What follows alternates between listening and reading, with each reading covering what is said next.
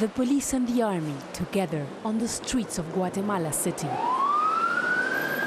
The objective, stopping the flow of illegal weapons and drugs as gang violence tightens its grip on this country.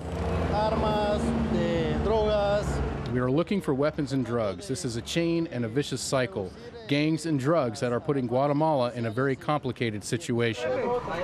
Drugs, now an epidemic in this poor Central American nation, already troubled by decades of civil conflict. Around 1/3 of the drugs that move from Colombia to the US pass through this part of the world, caught in between the drug wars being fought in Mexico and Colombia.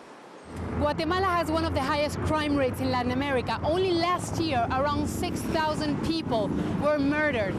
Analysts say that around 50% of the crimes that take place on the streets are drug-related. Mexican drug cartels have turned Guatemala into a favorite operating center. These men are known as Zetas, a group of former Mexican special forces that have gone rogue, now getting paid to protect the drugs trade that they were once employed to disrupt.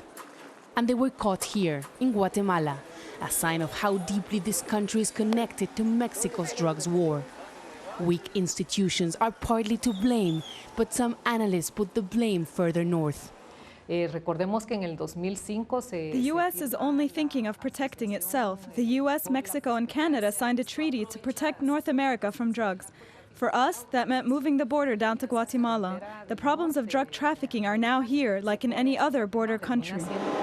Firefights between warring cartels and the aftermath are now part of daily life in Guatemala. The cartel links with the infamous maras or local gangs have produced a deadly mix that has put the Guatemalan government on high alert.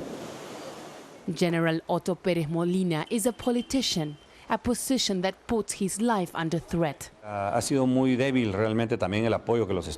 U.S. help towards Guatemala has been almost non-existent.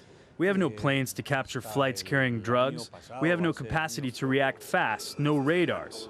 We want help that comes as cooperation and not interference. The government is trying to reinforce the institutions that seem incapable of fighting the powerful cartels. But corruption is rife, and without a serious plan and serious assistance, Guatemala could fall further into the savage violence of the drugs trade. Teresa Bo, Al Jazeera, Guatemala City.